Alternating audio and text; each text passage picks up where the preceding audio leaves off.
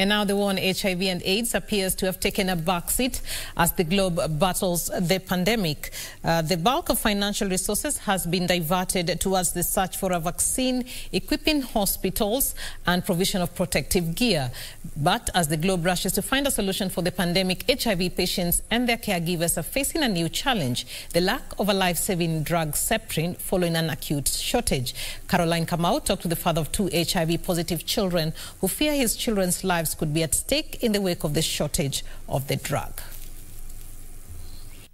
Inside Lunga Lunga in Nairobi, we met Patrick Musila, whose name we have altered to protect his identity. He is a widower taking care of his 2 HIV-positive children after his wife passed on due to HIV-related ailments 10 years ago.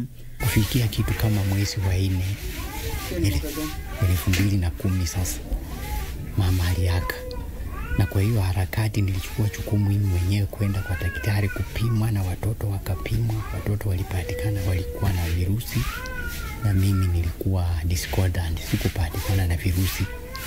Ndio wakaweka watoto kwa dawa machuru. Mama yao alikuwa ameaka, mimi nikawa caretaker. As a single father taking care of his 2 HIV-positive sons without a stable income compromises their nutritional needs. Ilikuwa very difficult kwa sababu huyu mtoto mmoja mdogo alikuja tena apatikane yako na TB. Na hiyo TB ilikuwa kiti inachukua 6 months treatment. Nilikuwa paka anaandikiwa sindano za daily. Sasa ilikuwa inabidi niende kwa hospitali kwa hiyo sindano ndio nimrudishe, na hii dawa ni watoto lazima nikuwe hapo niwapee juu hawajui.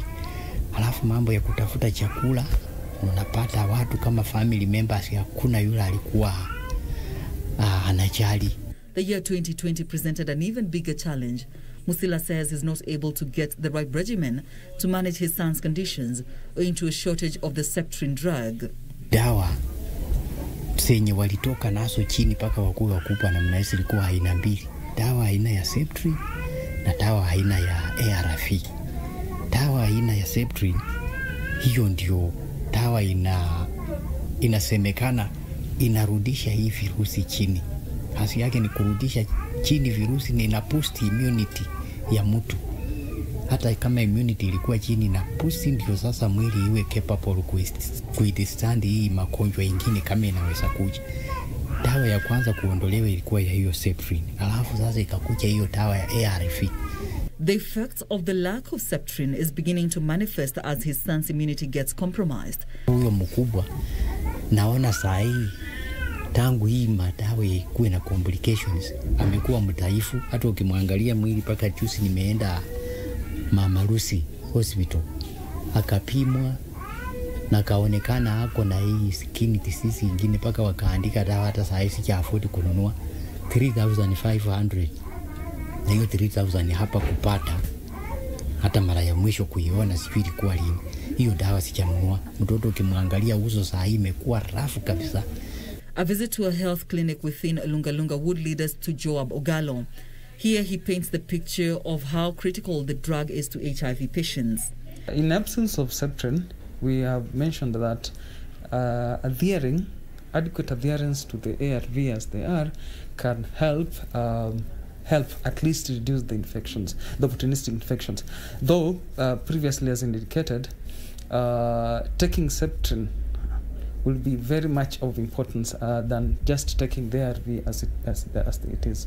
So it is also important to think the government to ensure that we have Septrin available, so that for those who are starting ART, for those who are starting the ARVs, then we are able to prevent these infections. It was the same script for Millicent Otieno, an HIV patient based in Kajiado, who says she has been struggling to get a steady supply of the drug. Tumekuwa tukikuwa na changamoto ya dawa juu unaenda hospitali unaambiwa mara Septrin hakuna, mara hizo dawa zingine pia hakuna. Yaani unapatiwa dawa kiasi ambayo itakusukuma mwezi mzima, na vile unavyoenda hospitalini unaelezewa wagonjwa wa corona ndio hao wameingia, unaanza kuwa na ile uoga. Yaani utaki kwenda hospitalini juu ya hiyo janga la COVID-19.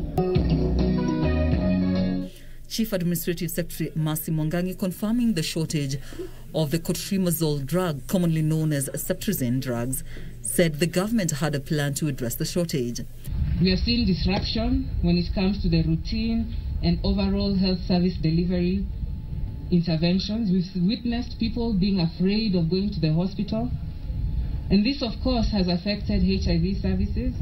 Although I must say our teams at county level, at national government, at NAC, at NASCOP, have really are continuing to monitor the critical indicators to ensure that we do not reverse the gains made in HIV response.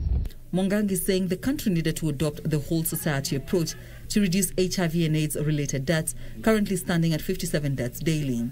And as the globe marks World AIDS Day, patients and their caregivers fear a reverse in the gains made so far, owing to the vital drug shortage and reduced funding towards HIV programs. Caroline Kamau reporting for Channel 1 Nizam.